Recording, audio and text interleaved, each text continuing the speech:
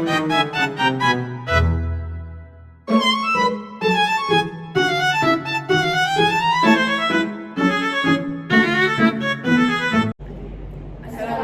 warahmatullahi wabarakatuh.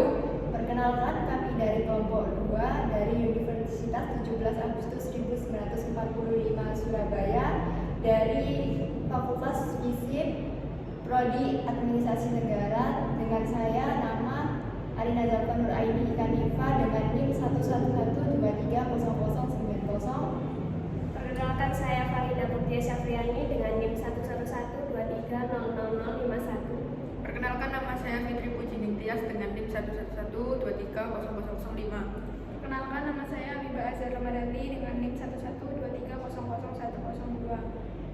Di sini kami akan mempresentasikan terkait tugas kami yang berjudul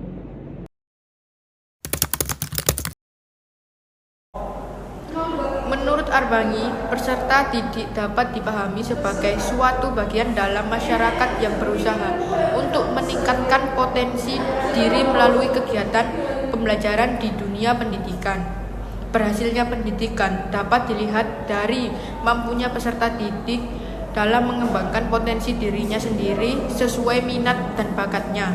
Keberhasilan pendidikan pula tidak dapat lepas dari kegiatan yang memanajemen dilaksanakan oleh setiap lembaga pendidikan. Kegiatan manajemen bisa dikatakan juga sebagai suatu upaya yang dapat digunakan dalam peningkatan mutu pendidikan agar berhasilnya pendidikan. Manajemen merupakan suatu kegiatan yang dilaksanakan dengan menggunakan sumber daya manusia untuk mencapai tujuan yang dilakukan bersama-sama. Dengan demikian, makalah ini bertujuan untuk menjelaskan konsep manajemen strategi dalam pendidikan. Yang kedua, menguraikan manfaat manajemen strategi dalam pendidikan. Yang ketiga, ada membahas proses manajemen strategi dalam pendidikan. Yang keempat, ada menekankan pentingnya sumber daya manusia yang profesional dan berintegritas dalam melaksanakan manajemen strategi pendidikan. Yang kelima, ada meningkatkan kesadaran akan tantangan dan resiko dalam penerapan manajemen strategi pendidikan. Pembahasan 2.1 Konsep manajemen strategis. Manajemen strategis adalah serangkaian keputusan dan tindakan manajemen yang timbul dari proses perumusan dan pelaksanaan rencana dengan tujuan mencapai keunggulan kompetitif.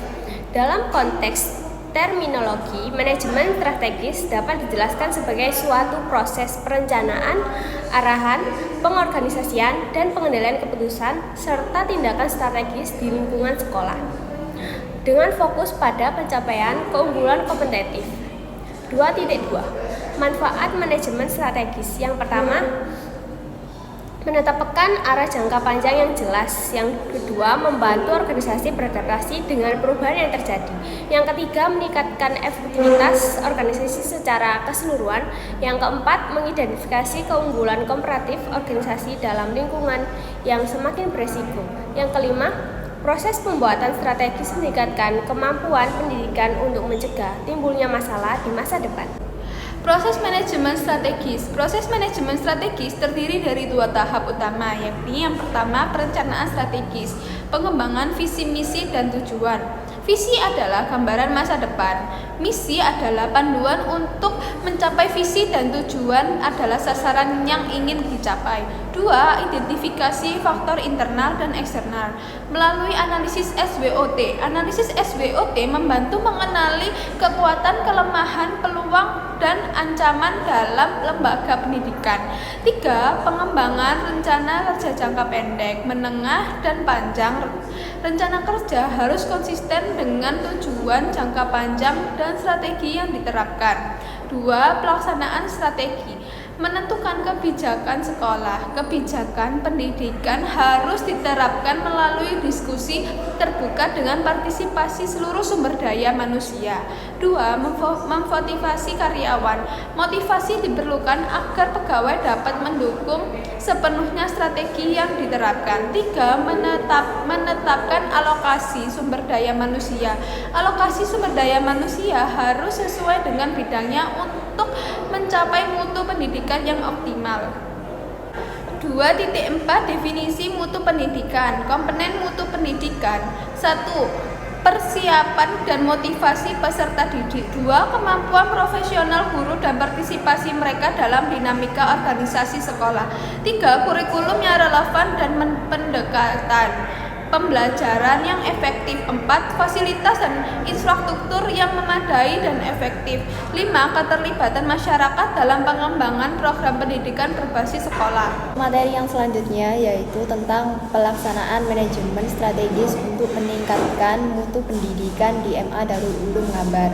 Untuk kegiatannya meliputi manajemen strategis yaitu 1. Menetapkan kebijakan madrasah. Yang kedua yaitu memotivasi pendidik dan tenaga kependidikan. Yang ketiga mengalokasikan dana sumber daya manusia. Yang keempat budaya madrasah yang mendukung strategis. Untuk berikutnya yaitu kesimpulan, yaitu berdasarkan hasil dan pembahasan penelitian dapat disimpulkan bahwa manajemen strategis untuk meningkatkan mutu pendidikan di MA Darul Ulum Ngabar mencakup berbagai kegiatan. Rencana strategis peningkatan mutu pendidik di MA Darul Ulum Ngabar meliputi beberapa tahapan seperti pengembangan visi misi dan tujuan, identifikasi faktor internal dan eksternal dengan menggunakan teknik analisis SWOT atau SWOT, perencanaan jangka pendek, jangka menengah, dan jangka panjang, serta identifikasi strategis yang lebih baik untuk meningkatkan kualitas pendidikan. Jika lembaga pendidikan mampu melaksanakan manajemen strategis dengan baik, maka upaya peningkatan dan relevansi pendidikan akan terwujud.